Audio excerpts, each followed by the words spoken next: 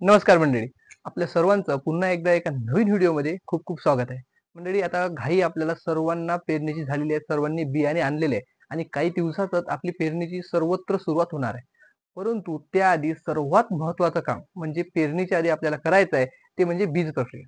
आता मार्केटला विविध प्रकारच्या बीज प्रक्रिया आलेल्या आहेत.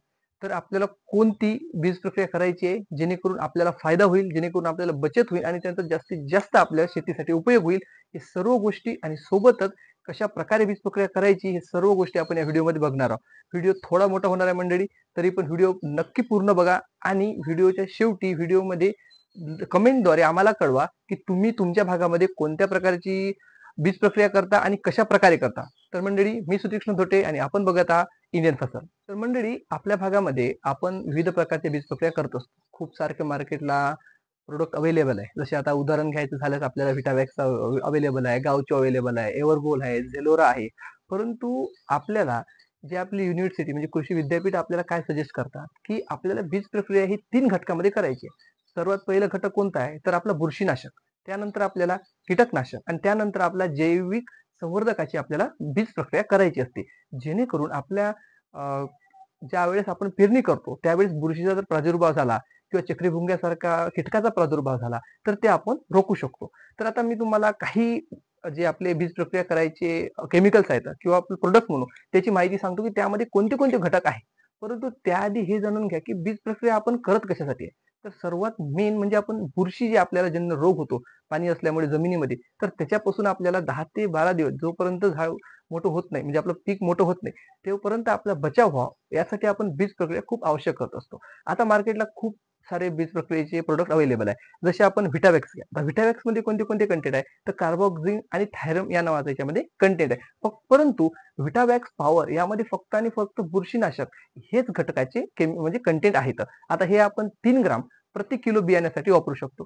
आता दुसरा प्रोडक्ट जर आपल्याला विचारात घ्यायचा असला सगळ्यात मार्केटले लोकली फेमस आहे तर एव्हरगोल नावाचं एक आणखीन एक बुरशीजन्य आपण म्हणू शकतो की बीज प्रक्रियेसाठी कंटेंट एक प्रोडक्ट अवेलेबल आहे. तर मग याच्यामध्ये कोणते कोणते कंटेंट आहे तर पेनफ्लुफेन आणि ट्रायफ्लोक्स्ट्रोबिन नावाचं कंटेंट याच्यामध्ये आहे, ते बुरशीसाठी आपण वापरू शकतो. मग याला आपण 1 ml प्रति किलो बियाणं याद्वारे आपण वापरू शकतो. तसेच आणखीन एक प्रोडक्ट अवेलेबल आहे, त्याचं नाव आपल्याला सगळं परिचित आहे, ते झेलोरा.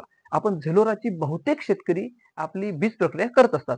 परंतु झेलोरामध्ये फक्त आणि फक्त फंगिसाइड म्हणजे बुरशीनाशक याचे कंटेंट अवेलेबल आहे. मग याच्यामध्ये कोणते कंटेंट आहेत तर थायफोनेट मिथाइल आणि पायराक्लोस्ट्रोबिन नावाचे याच्यामध्ये दोन कंटेंट आहेत. तर ते आपल्याला बुरशीजन्य रोगापासून संरक्षण देत असतात. मग हे आता 2.5 ते 3 ग्राम प्रति किलो बियाण्यास आपण वापरू शकतो.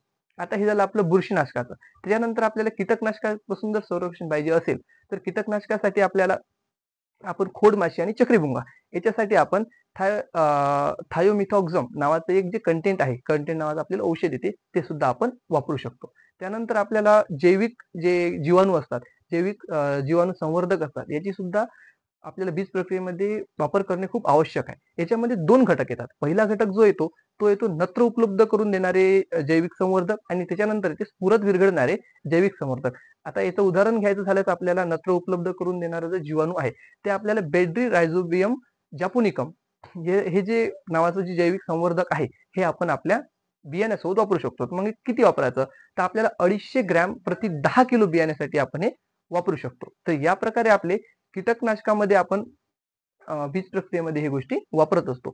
आणि परंतु आता हे जे सांगितलेले आहेत हे सगळे सेपरेट आहेत.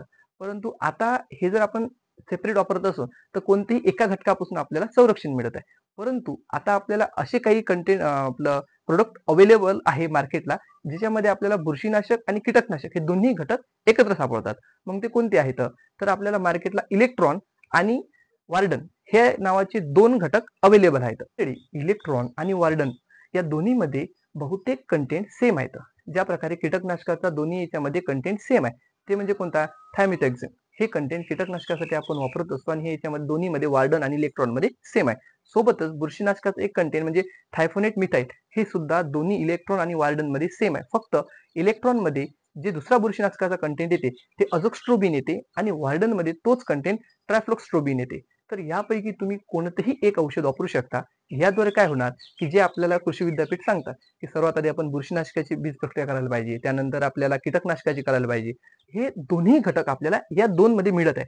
तर आपण झेलोरा, एव्हरगोल्ड किंवा विटावॅक्स पॉवर किंवा आणखीन जे बाकी अवेलेबल आहेत ते एकाच याच्यामध्ये अवेलेबल आहेत.